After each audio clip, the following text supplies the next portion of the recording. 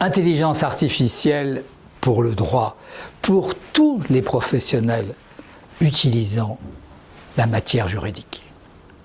Est-ce que c'est possible? Est-ce que c'est facile? Est-ce que c'est opérationnel? Est-ce que le monde va changer? Pour moi, il y aura avant l'intelligence artificielle et après l'intelligence artificielle, comme il y a eu avant l'informatique et après l'informatique, avant le PC et après le PC, avant l'Internet et après l'Internet.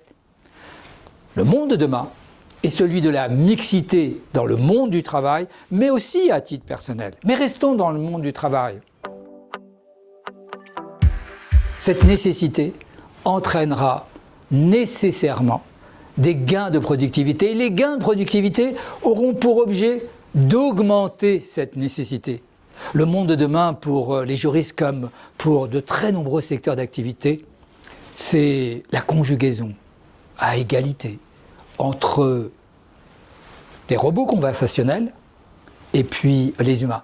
Quand on parle de robots conversationnels, c'est un terme général, mais en fait on parle de l'utilisation de l'intelligence artificielle dans le domaine notamment du droit.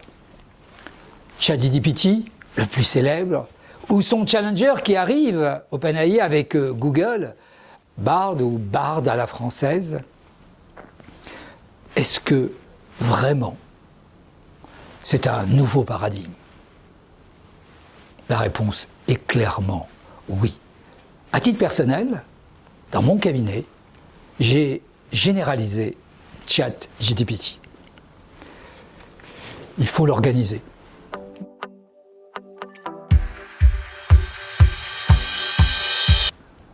Avec ChatGPT 3.5 qui est gratuit et maintenant ChatGPT 4, version gratuite comme version payante, vous avez de très nombreux outils à votre disposition.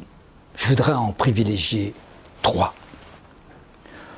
Pour le juriste, pour l'avocat, le notaire, l'expert comptable, le commissaire aux comptes, l'outil immédiatement opérationnel, facile à mettre en œuvre, c'est le résumé.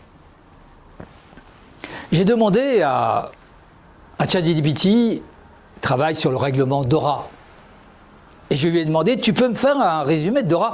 C'est une réglementation compliquée.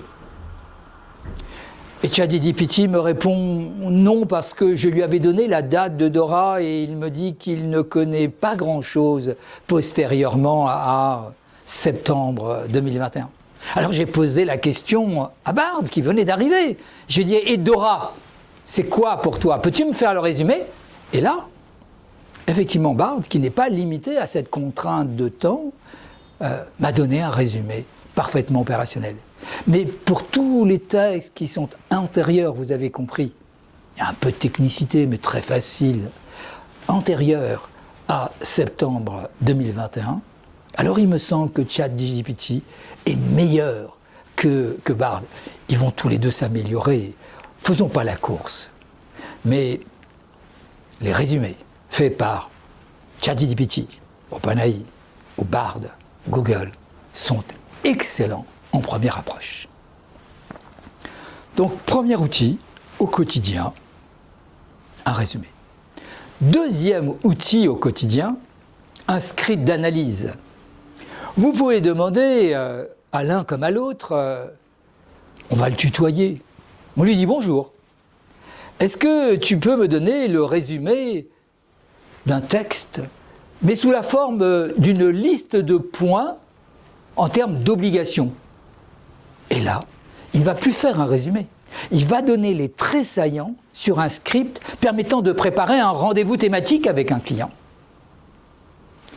Troisième outil au quotidien, vérifier la compréhension de termes techniques. On parle souvent en matière d'intelligence artificielle, par exemple, de grands, larges modèles, ou de modèles de fondation, ou de modèles de base. Tout ça sont des termes équivalents. C'est tellement simple de demander à ChatGPT c'est quoi un modèle de fondation? C'est en fait son propre système. Avant, si on voulait chercher un modèle de fondation, il fallait mettre dans à Google ou dans d'autres, bien évidemment, systèmes équivalents, la recherche sur un modèle de fondation, éléments de base de l'intelligence artificielle, clé de compréhension du modèle de ChatGPT. Et vous aviez des réponses plus ou moins intéressantes.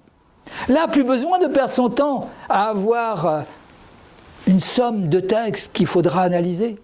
On a immédiatement une définition très opérationnelle. Et puis,